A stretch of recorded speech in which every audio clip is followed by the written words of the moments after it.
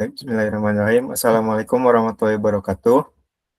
Kami dari kelompok 16 Sains Data akan mempresentasikan hasil kerja dari uh, UAS Sains Data kami yang dengan berjudul Prediksi Customer Churn pada Perusahaan Telekomunikasi menggunakan Random Forest dan Logistic Regression untuk meningkatkan retensi pelanggan. Nah, ini ada anggota kelompok kami. Yang pertama ada Reva Riantika dengan NPM 237006037. Kemudian ada Haifa Salerin dengan NPM 237006075. Kemudian ada Rafli Putra Nur Syabani dengan NPM 237006083. Kemudian ada Dimas Setiawan dengan NPM 23700609090. Ada Najwa Sewha Najil dengan NPM 237006151 dan saya sendiri Muhammad Ray Akmal dengan NPM 237006092.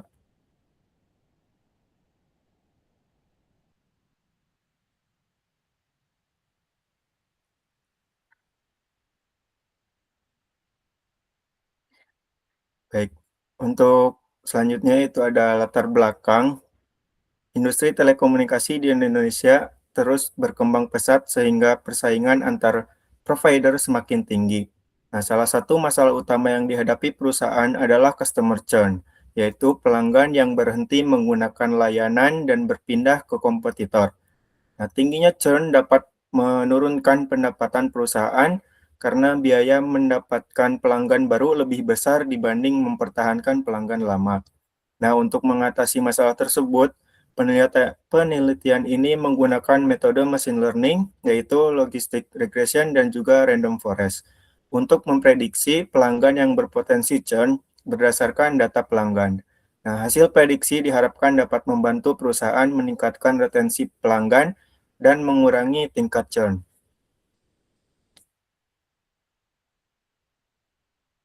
Kemudian untuk identifikasi masalahnya, berdasarkan penelitian mengenai prediksi customer churn, pada perusahaan telekomunikasi terdapat beberapa permasalahan utama yang berhasil diidentifikasi, yaitu yang pertama ada tingginya tingkat customer churn, kemudian ada sulitnya mengidentifikasi pelanggan beresiko churn, dan ada biaya akuisisi pelanggan baru yang lebih tinggi, kemudian ada belum optimalnya pemanfaatan data pelanggan, dan perlu adanya perbandingan algoritma machine learning.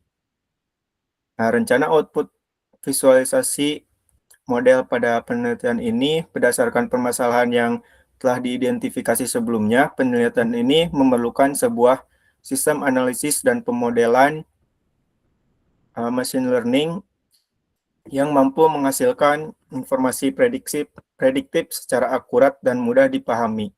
Oleh karena itu, hasil penelitian akan disajikan dalam bentuk output evaluasi dan visualisasi data untuk membantu proses analisis performa model serta mendukung pengambilan keputusan dalam strategi retensi pelanggan. Nah, yang disajikan dalam bentuk yang pertama ada tabel perbandingan performa model. Nah, target akhirnya penelitian ini berupa perbandingan performa model menggunakan beberapa metrik evaluasi, yaitu ada akurasi, precision, recall, F1 score, dan juga AUC ROC. Kemudian yang kedua ada grafik dan visualisasinya. Ada beberapa visualisasi yang digunakan dalam penelitian ini.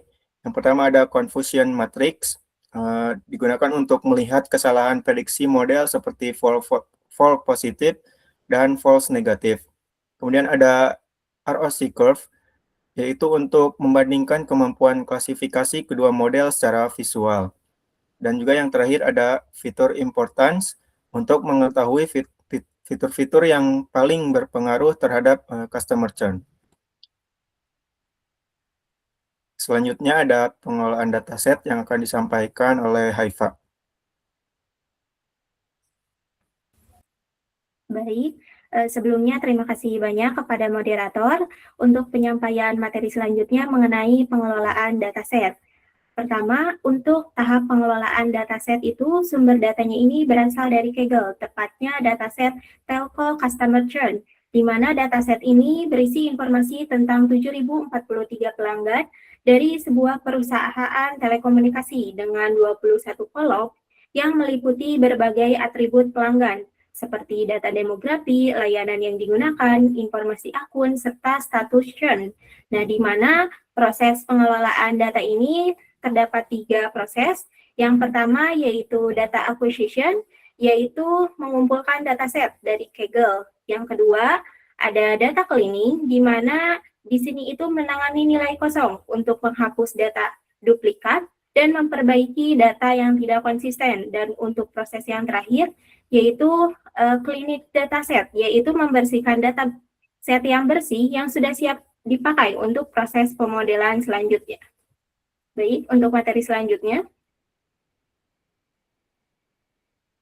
Di sini terdapat analisis prediktif pelanggan. Nah, tujuan untuk analisis ini yaitu memprediksi pelanggan yang berpotensi churn, artinya berhenti berlangganan, berdasarkan dataset yang sudah dibersihkan. Nah, dalam analisis prediktif pelanggan ini terdapat 2 metode yang digunakan. Yang pertama yaitu random forest, di mana random forest itu sendiri yaitu metode gabungan dari banyak pohon keputusan, yang dimana cara kerjanya itu setiap pohon memberi suara, lalu hasil akhirnya diambil dari suara terbanyaknya. Metode ini cocok untuk data yang sangat kompleks dan mampu menangani fitur dalam jumlah besar. Yang kedua, ada metode logistic regression, di mana metode statistik ini hanya memiliki hasilnya itu 2 kemungkinan, misalnya churn atau tidak churn. Meskipun namanya regresi, fungsinya adalah untuk klasifikasi biner, di mana metode logistic regression ini sangat sederhana, cepat, dan mudah diinterpretasikan dalam sebuah proyek. Nah, untuk data utamanya ini menggunakan tenure atau lama berlangganan, lalu ada monthly changer atau tagihan bulanan, total changer atau total tagihan, serta kolom churn sebagai target prediksinya. Baik, untuk selanjutnya saya serahkan kembali kepada moderator. Baik, mungkin untuk selanjutnya ada analisis korelasi fitur terhadap customer churn dan juga teknik pre-processing data yang akan disampaikan oleh Najwa. Baik, terima kasih atas kesempatannya untuk moderator. Selanjutnya, saya akan menjelaskan mengenai analisis korelasi fitur terhadap customer churn. Pada slide ini, kita dapat melihat sebuah heat map yang menunjukkan hubungan antar variabel pada dataset customer churn. Berdasarkan heat map tersebut, variabel tenure memiliki korelasi positif yang kuat dengan total charges sebesar 0,83, yang berarti semakin lama pelanggan berlangganan, maka total biaya yang dikeluarkan juga semakin besar. Selain itu, monthly charges juga memiliki hubungan yang cukup signifikan dengan total charges sebesar 0,65. Hasil ini menunjukkan bahwa lama berlangganan dan biaya bulanan berpengaruh terhadap kemungkinan pelanggan melakukan churn. Artinya, kedua variabel ini menjadi sinyal penting yang perlu diperhatikan perusahaan dalam mengidentifikasi pelanggan yang beresiko berpindah ke kompetitor. Slide selanjutnya. Saya akan menjelaskan mengenai teknik pre-processing data yang digunakan dalam penelitian ini. Teknik pre-processing data digunakan untuk mempersiapkan dataset agar lebih optimal sebelum proses modeling machine learning dilakukan. Ada 4 tahapan pre-processing yang kami lakukan, yaitu yang pertama ada handling missing values dan outliers. Pada tahap ini, kami menangani data yang hilang dan data pencilan menggunakan 3 pendekatan, yaitu menghapus baris data yang bermasalah atau delete rows, melakukan imputation untuk mengisi nilai yang hilang, serta menggunakan metode IQR dan boxplot untuk mendeteksi dan mengenali outlier.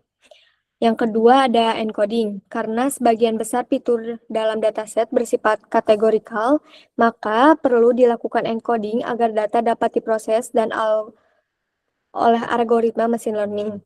Metode yang digunakannya adalah label encoding untuk variabel dengan 2 kategori dan one-hot encoding untuk variabel dengan lebih dari 2 kategori. Dan untuk yang teknik ketiga yaitu future scaling.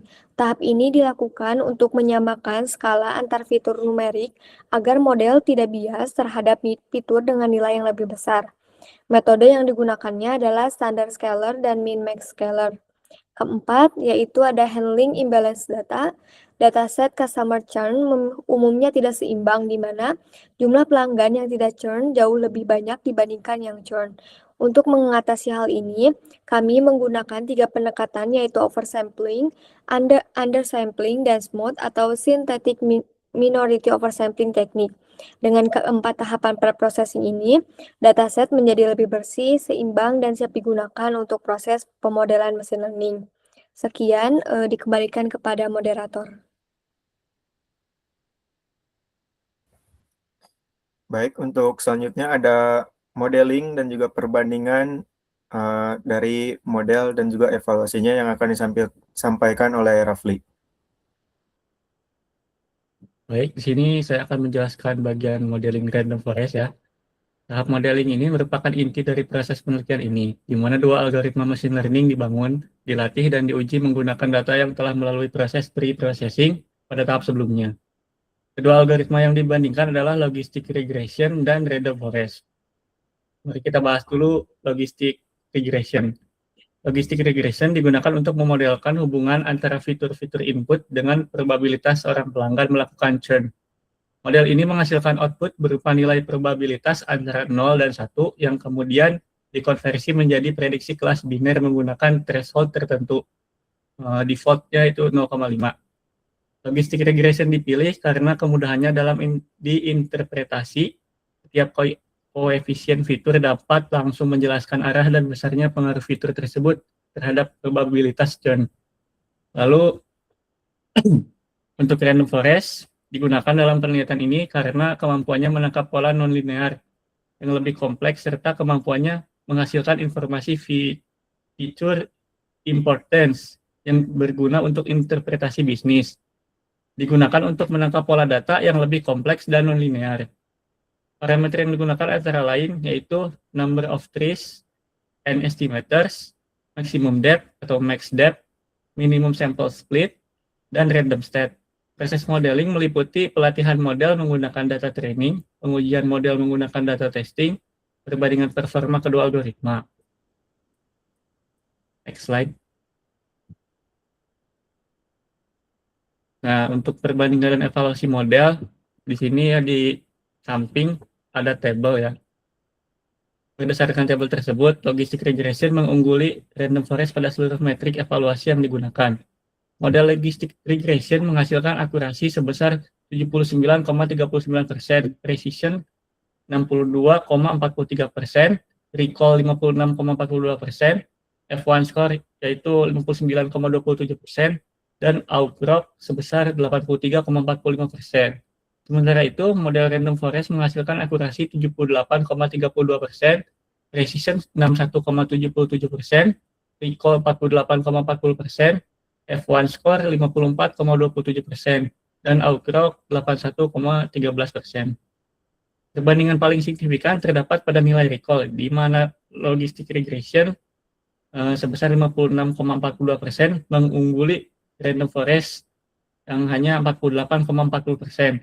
Dengan selisih sebesar 8,02 poin persentase, dalam konteks prediksi customer churn, recall merupakan metrik yang paling krusial karena dapat mengukur kemampuan model dalam mendeteksi pelanggan yang benar-benar akan churn.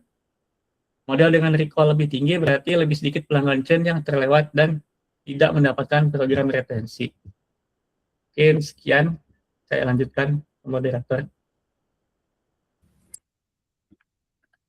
Baik, mungkin selanjutnya ada perbandingan matriks evaluasi model dan juga visualisasi hasil modelnya yang akan disampaikan oleh Dimas.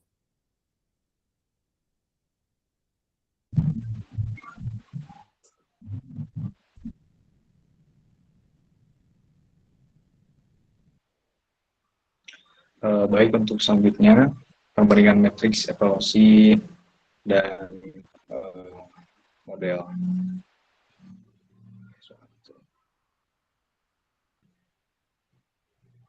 Bisa kita lihat di sini, di sebelah kiri merupakan radar chart dan sebelah kanan merupakan bar chart. Bar berwarna biru adalah logistic regression dan berwarna hijau merupakan random forest.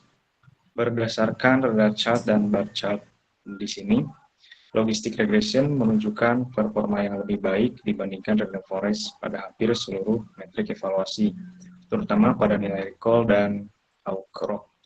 Hal ini menunjukkan bahwa logistic regression lebih efektif dalam mendeteksi pelanggan yang berpotensi churn, sehingga dipilih sebagai model terbaik dalam penelitian ini.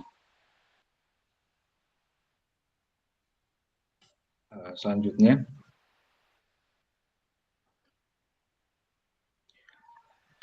adalah visualisasi hasil model. Yang pertama, di sini menggunakan confusion metric, di mana confusion metric di sini digunakan untuk mengevaluasi hasil klasifikasi model secara lebih rinci dengan membandingkan nilai prediksi model terhadap nilai aktual pada data testing. Visualisasi selanjutnya adalah ROC curve atau Receiver Operating Character. ROC curve digunakan untuk mengevaluasi kemampuan diskriminasi model dalam memisahkan kelas churn dan non-churn di berbagai threshold klasifikasi. Kurva ROC diplot dengan false positive rate pada sumbu X dan true positive rate pada sumbu Y. Semakin jauh kurva berada di atas garis diagonal, maka semakin baik kemampuan diskriminasi modelnya. Selanjutnya, visualisasi yang ketiga adalah feature importance. Kita bisa lihat visualisasinya di sini. Visualisasi ini dilakukan untuk mengidentifikasi fitur-fitur yang paling berpengaruh dalam prediksi customer churn pada masing-masing model. Gambar kiri menampilkan 10 fitur teratas berdasarkan importance score pada random forest dan nilai absolute koefisien pada logistic regression. Sekian, dikembalikan kepada moderator.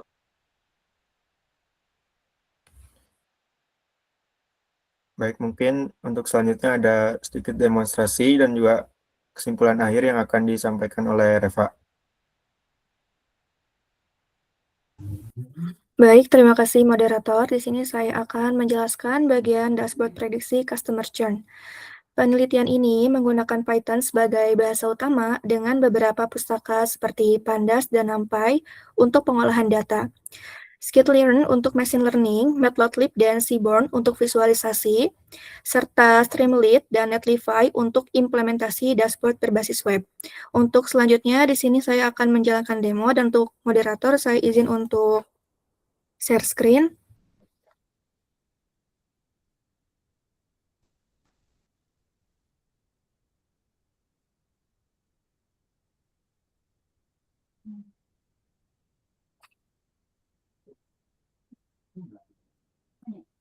Di dalam masing-masing diselesaikan berdasarkan IPS. Apakah sudah ada?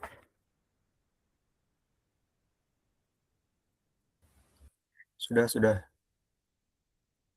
Baik, untuk bagian dashboard prediksi customer churn di sini itu ada beberapa fitur. Yang pertama ada overview, distribusi, factor churn, layanan, demografi, korelasi, ada model machine learning, confusion matrix, ada ROC curve, ada fitur importance, dan juga ada kesimpulan. Pada bagian overview di sini, terdapat ringkasan utama dataset dan hasil churn.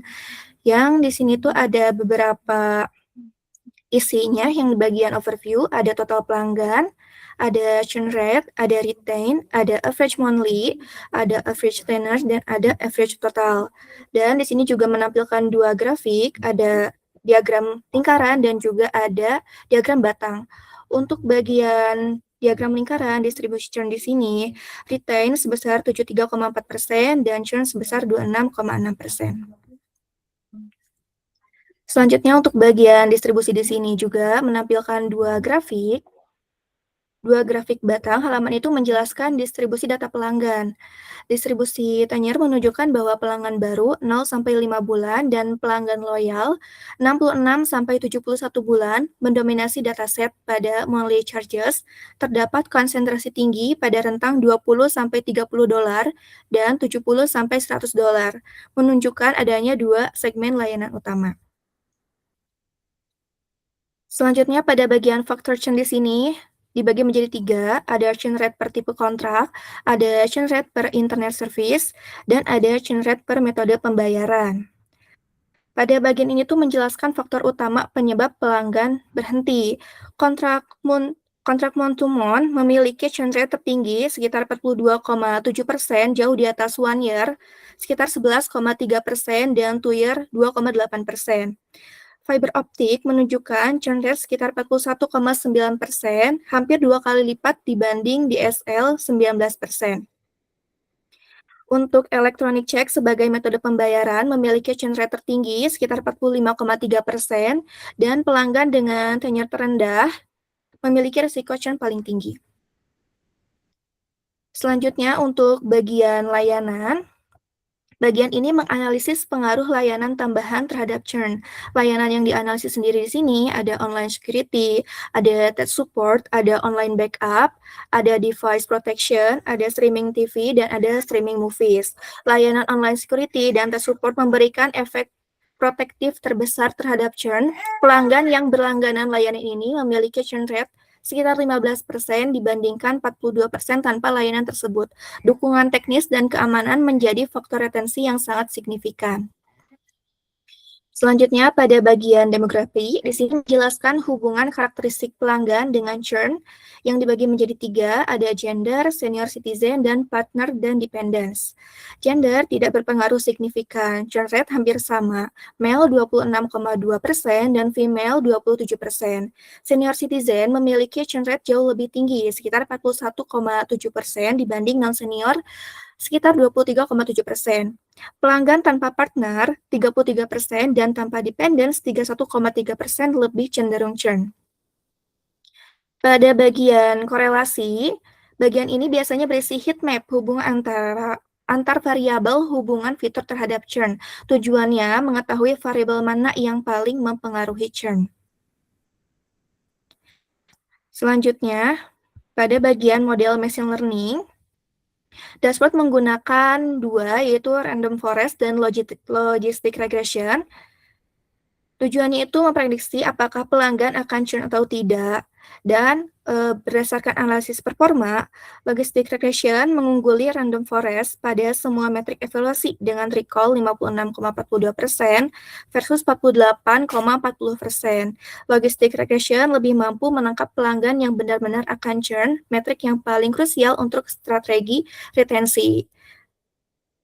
Selanjutnya pada bagian confusion matrix, bagian ini digunakan untuk mengevaluasi hasil prediksi model yang menampilkan true positif, true negatif, false positif, dan false negatif. Tujuannya mengukur ketepatan model dalam memprediksi churn.